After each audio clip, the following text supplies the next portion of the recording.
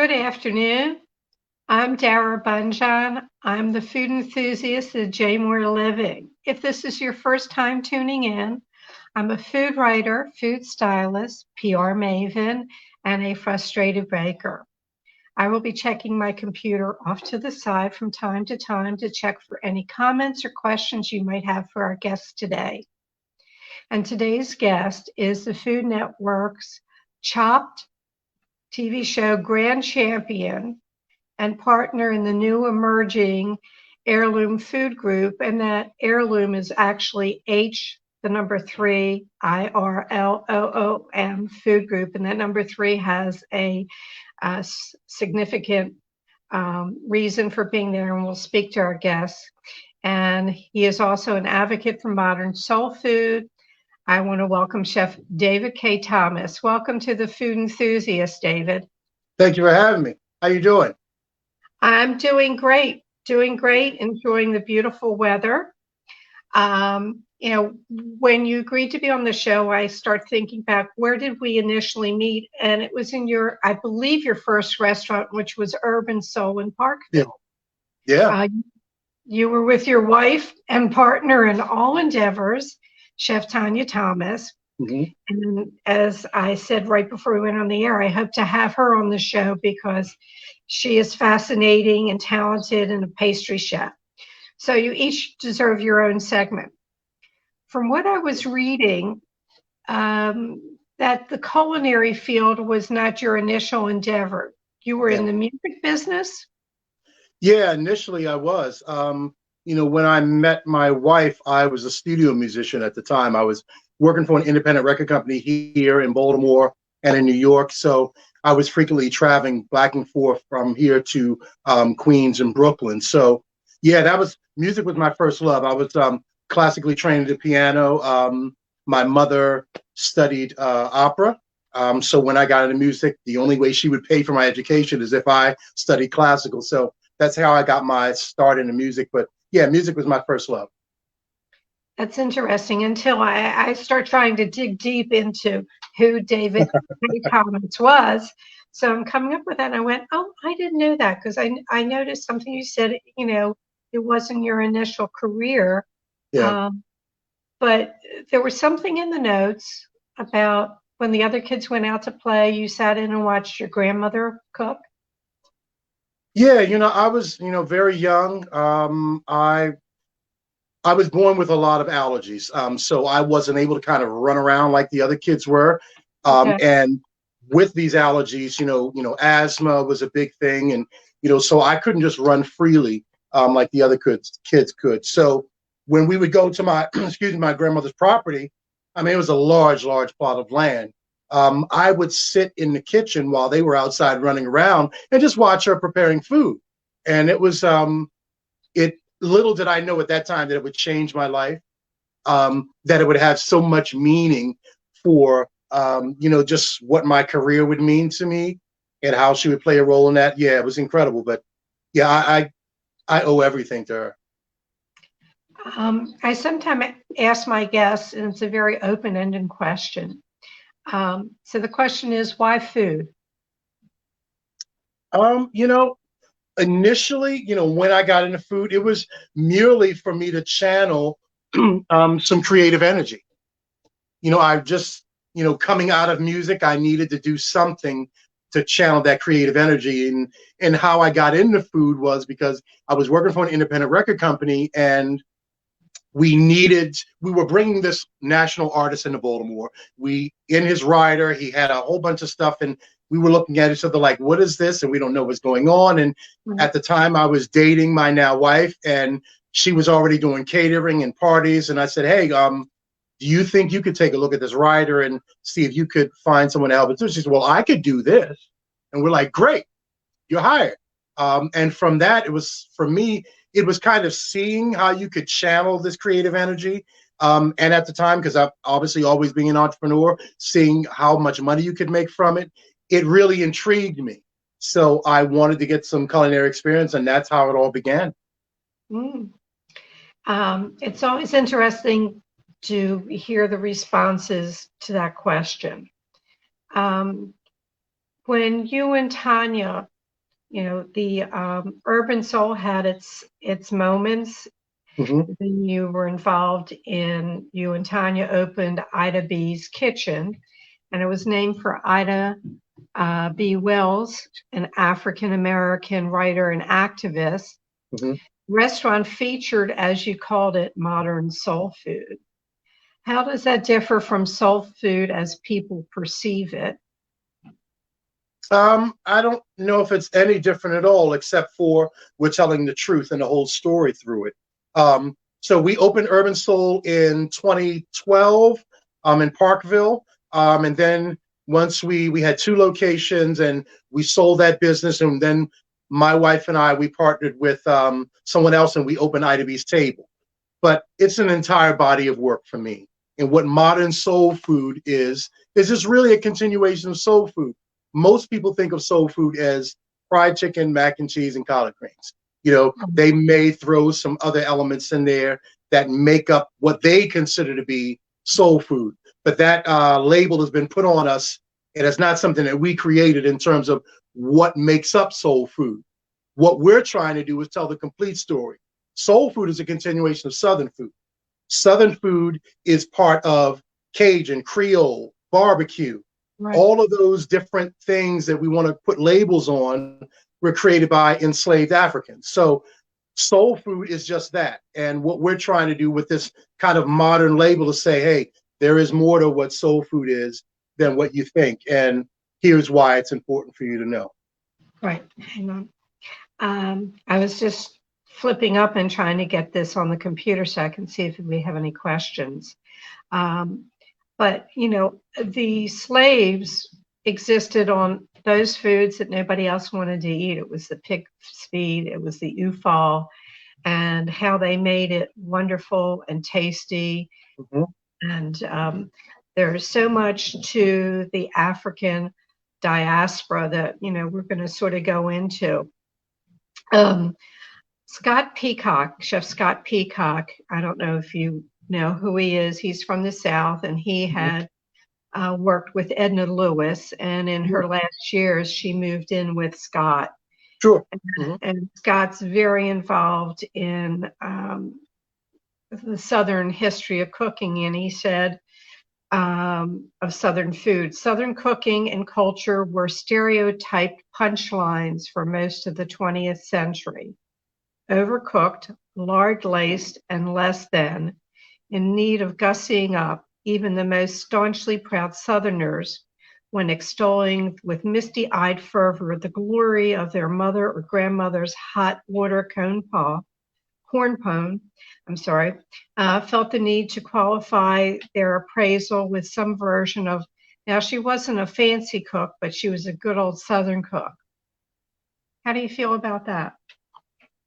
Oh, he's referring to Edna Lewis or just Southern food in general? Cuisine. Okay.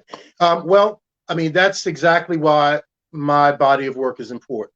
And Right. Not just me, but many of others, because we believe and we know that Southern food, soul food, whatever you want to call it, should be revered as one of the great cuisines of the world. And keep in mind, the American continent, as we know it, does not have a cuisine outside of Southern food. So I don't accept his premise. Yes, maybe some of the food that he had was maybe poorly prepared and maybe unbalanced, but Southern food is not that in a whole. I mean, and that is the problem, because society has gotten that little taste of what they conceive to be Southern food. So I'm sorry that he feels that way, but my job is to prove him wrong. Right. Well, this might be a little bit out of context. I just thought you were doing modern soul food, and his was saying that most Southern cooks would just say, "Oh, I don't do anything fancy," and I think that's yeah. Well, I mean, listen, but your plating, when I was at Ida B's, you made the food as visual as your food was tasty. In fact, God love your pork chop, other than my sweetened tea pork chop that I do at home. Your pork chop was the best pork chop I ever had. well, God bless you. Thank you. Yeah, I remembered certain dishes, and that pork chop Oh, was beautiful. perfect.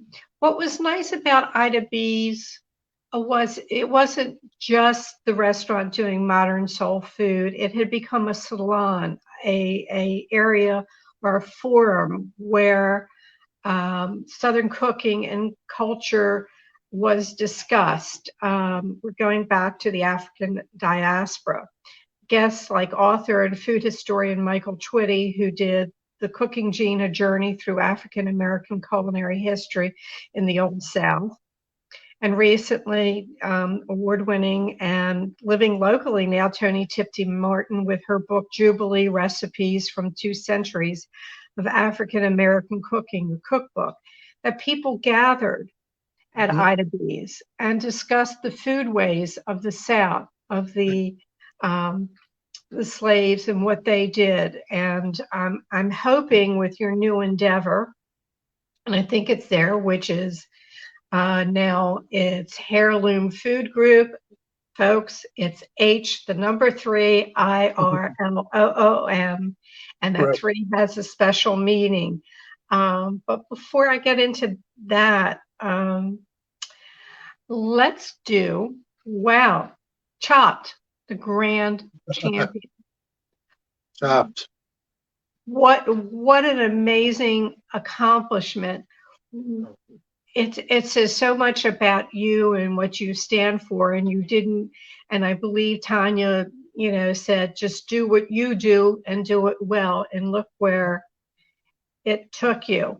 I think on the first Chopped that you competed in, because you did 3 and became the grand champion, the first one, they said, what are you going to do with the prize money? And you said, I'm going to take my family to Africa. Hmm. And you did. Yeah, we did. Yeah.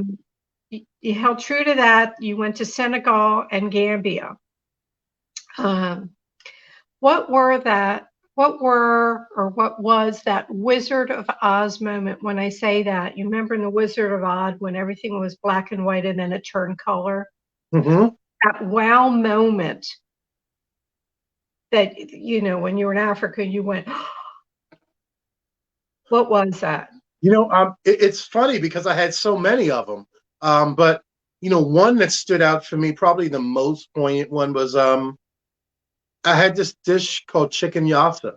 Um, and obviously I'd heard about the dish. Through all my research, I knew about the dish, but hadn't tasted, or so I thought. I had never tasted this dish before. And I'm in Senegal, in a local restaurant right before we got on the boat, and we're all sitting down, and I had this dish, and I tasted, and it took me back to a dish that my mother and my grandmother used to prepare. And it's basically smothered chicken, but it's just made with this kind of onion gravy. It's got mustard in it, but it reminded me of something that we cook here.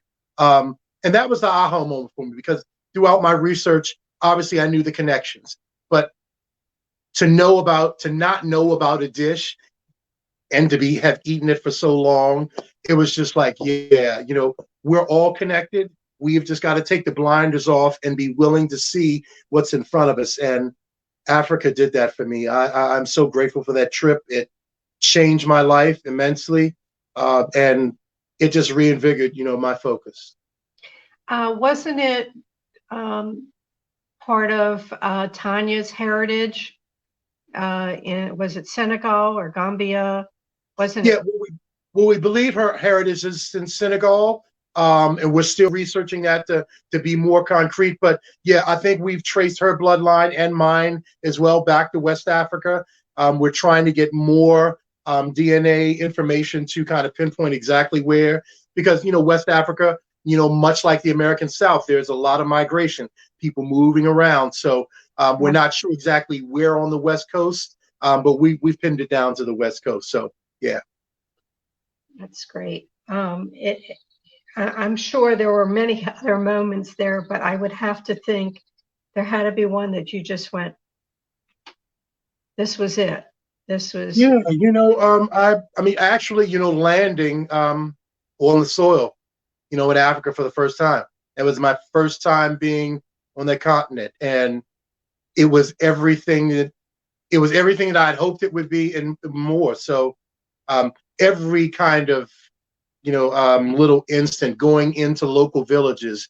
We stayed in Dakar, which is the main city, but a lot of the time we spent out in the villages, which is 2-3 hours away from the city center. So, we were out meeting locals and seeing rice traditions and seeing how they were cultivating salt in the mines and talking to locals about food and going into people's homes and having them cook and watching them prepare and source. I mean, this trip was about me identifying food. It was not really a vacation for me. It was about work, and we got a lot of work done. So I was very happy. Well, I have a note here from a friend of mine who travels the world and teaches marketing in some unusual places. And he said, "Did you visit the slave castles? How did you feel?" Absolutely. We went to Kunta Kinte Island, as well as we went to forgive me, the island is Goree, the island of Goree. We went there as well, and yeah, I've got pictures of it. It's emotional. You can't help but not walk on that island. That is very much a tourist destination. Sad as it is. Right. Sit in the restaurants there, then go to the door of no return, look across that water as my ancestors did for the last time. You can't help but get emotional. It was, yeah. No, it's no. I think about my relatives and the Holocaust, and it's Absolutely. how can you not feel? Absolutely. Okay, so 2020 was a defining moment. Oof. You and Tanya have left Ida B's. You opened up H3irloom Food Group, and I said the second letter is really the number 3, and that number 3 has a significance. And the H3irloom Food Group is catering, it's educational platforms. So hopefully we're going to be going back into the salons, and you and Tanya do on Instagram Live. It's at Black Food Folks. Yep. Black Food Folks. Yeah. The name of our show is called Modern Soul Conversations, but we're hosting that show on the Black Food Folks, which is basically a network for all Black food professionals. So yeah, we're happy. We're very thankful for that platform. Okay, and everybody, that's Tuesday, and I didn't want to forget that, and that'll come up in the details of the show. So let's talk about the number 3 in your H3irloom Food Group, because you have to pronounce it some way. So yeah, H3irloom. Yeah, it's just H3irloom. H3irloom. What's the number 3? There is a significance to that being in your company name.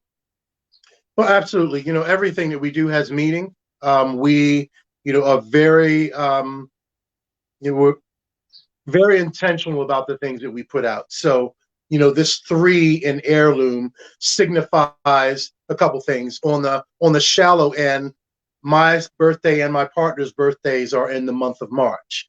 The longer version, the more significant version of that is if you look at African culture, and even outside of African culture, the number 3 is very significant spiritually and how it connects us to the universe.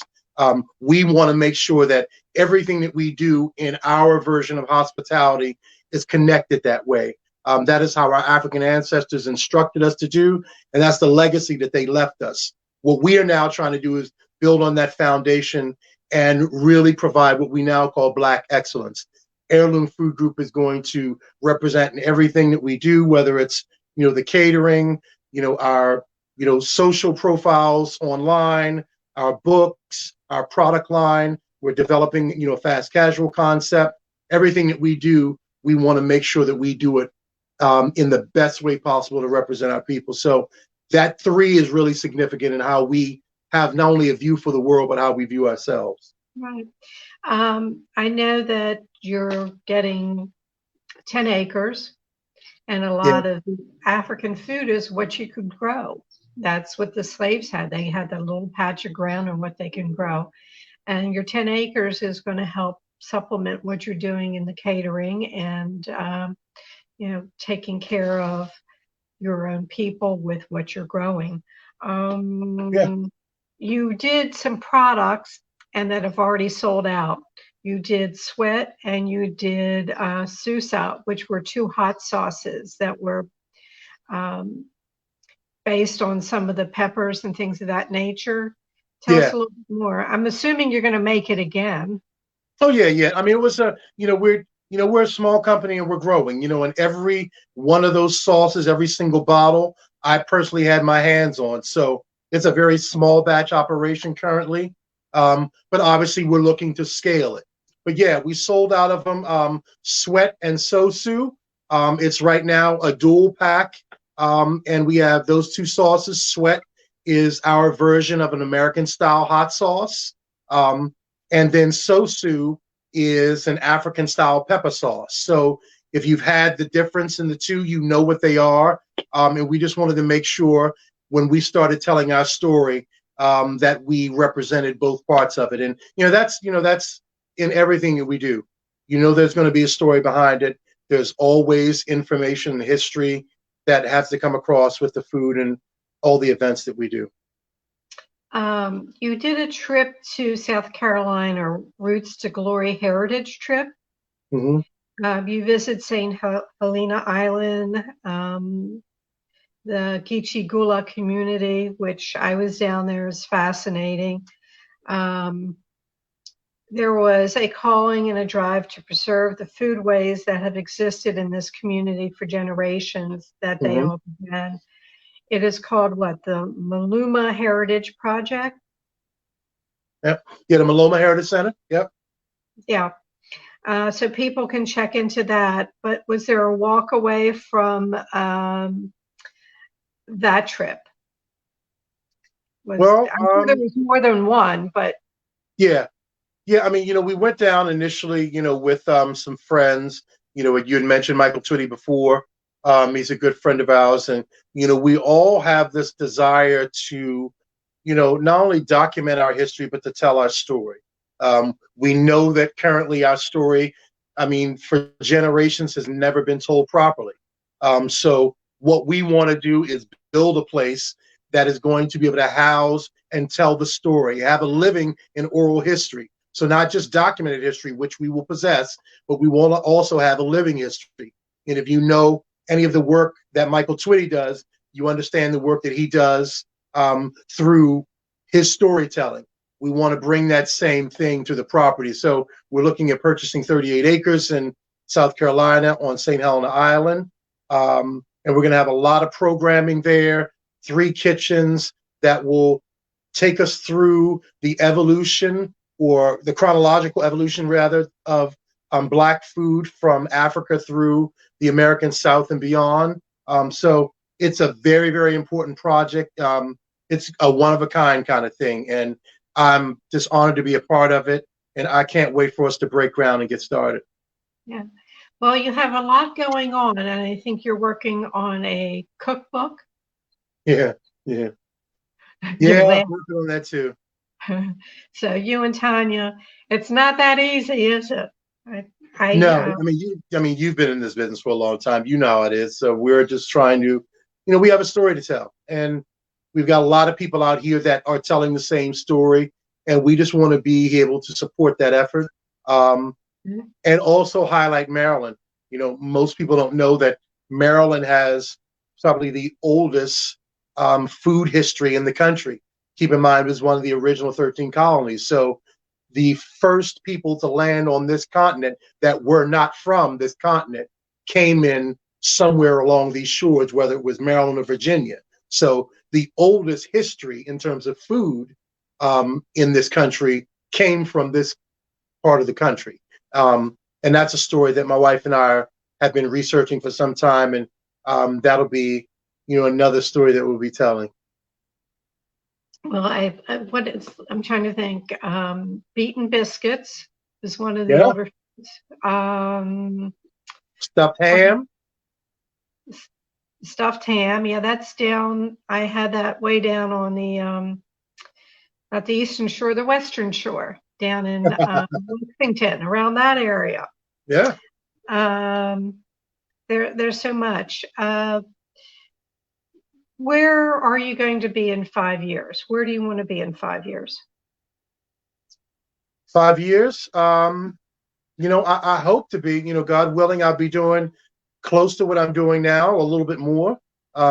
We've got all these projects that are in development. They should be flushed out and up and running. Long-term goals for my wife and I are, obviously have Heirloom where it needs to be in all of its forms. Have the project in South Carolina. We're also looking at property in Ghana and a restaurant there as well. So, my hope in 5 years is that, we will be, if not all of these things are up and running, we will be close to having everything up and running, and it just to be a matter of us being able to continue to tell this story. So, yeah, that's what I hope to see in 5 years. Okay, that's great. I wrote down some couple crazy questions. I have some that I asked at the end of the show, but I thought it might be fun to ask you. If you could wave a magic wand, what would it do? Wow. Wave a magic wand right in today's society currently? Whatever you want. It's a magic wand. Yeah. What would it do? Peace and equality. Okay. I mean, that's really, if you start there, everything else will fall in line, right? That's absolutely right. That's right. What talents or ability other than the ones you have would you like to have? Wow.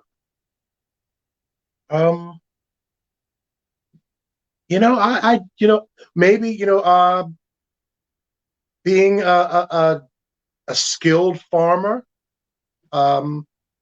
maybe that would be a talent that I would really like to have that I don't have now. Other than that, I'm pretty happy with what I do is what I love. And being able to farm is an extension of that. So having more knowledge of that is probably what I would like to have. What makes you smile? Oh, wow. My wife, my family, the work that we do, the people that we love that support us. I'm a simple man. I just like, I like being around my family. I, love doing the work that we do. Yeah. You're passionate. You're passionate. Well, now we're going to get to the last two questions that I typically ask, but I just thought it'd be fun to ask you a couple of different ones because you seem to be right on top of what you're feeling and what you're doing. So this is a question I always ask. What was your most epic culinary fail? Epic culinary fail? Or what culinary fail sticks out in your mind? No, are we talking about like a position? I mean, it could be anything. Anything. It could be a cake that fell. It could be, I didn't know from pickled sausage and I put it in spaghetti sauce. I mean, I've told that story before. Yeah, I came from a Jewish household. We didn't have sausage. I didn't know. Wow, epic fail. God, I mean, I guess it's so subjective. For me, I could name a number of ones. Some people might even know that those things happen because, how it is. You make mistakes, but you correct them before it affects, the general public or gets out, so it's hard to say. I know for me in terms of overall my career, I know some of my biggest failures are, how it is, trusting people that you think are with you that are not with you. Because in this business, you have to work with people. And my job is about telling stories through food. And I just need to be with people who are passionate about not only hospitality, but what it means to really do what we do. I guess that was the biggest fail for me sometimes is not, having the right people around me at all times. And now I think we've fixed that problem after years and years of, making those mistakes. And that's the growing process. But That would learning. probably be some of the biggest mistakes I've made. Okay. And just to remind people, you can find their webpage. It'll be floating up. It's heirloomfoodgroup.com, and that's H3irloom foodgroup.com. You will find the information on their Instagram. Dave's Instagram, personal Instagram, is chef_DKT. Yep. Last question. What didn't I ask you that I should have? I don't know. I think you covered it all. I think we I don't know of anything you didn't ask that you should have. That I should have. Well, I just want to make sure that we're covering the bases and what's coming up. And is there anything coming up in Heirloom in the near future that we should know about? Well, I mean, yeah, obviously, we are still doing, a lot of work, and we're planning for some events coming up soon. So look out for some announcements about the Juneteenth event. We're trying to do something big here for the city. That's coming up. Also look out for the announcement of the actual opening of the Sinclair Event Center. That will be announced soon. So yeah, we've got some things that'll be coming up soon. We're waiting to kind of nail some things down, to put some more things in place, and we'll make those announcements. But we're talking within the next month or so, we'll be having some events, and we're looking forward to hosting people. So yeah, look forward to those announcements. So everyone, they have Facebook page, they have Instagram, they have web page. So follow one, go in and like Heirloom Food Group, and then they'll always be getting notifications on your Facebook page. David, it's been a pleasure, and it's so nice to see the evolution of what you and Tanya are doing. I'm so proud of you, and I'm thrilled to call you a good acquaintance. Absolutely. So wishing you only the best, and my regards to Tanya, and I will be asking her to do her own segment. She would love to do it. She'd be happy to. All right, thank you. Love you. Thank you so much. Okay, everyone. Next week, Maureen Cacioppo, she's founder of Florida Pure Sea Salt, will be our guest. So everything you wanted to know about salt and maybe more, we're afraid to ask, join in the show. I do have a question, and you can ponder this. So you come back next week and we can talk about it. If salt draws moisture out, why do you add salt to a brine to add moisture in? Who knows? Answer that question or tune in to find out the answer. This show will be up on J Moore Living's Facebook page immediately, and it will go up on jmoreliving.com, and it'll go up on YouTube. You can reach me at food@jmoreliving.com. My social is @DaraCooks. We love when you share the show with family and friends who will enjoy the subject matter. And until next week, if you can, get your vaccination, wear your mask, and may your plates always remain full. Have a good week, and I'll see you next Thursday.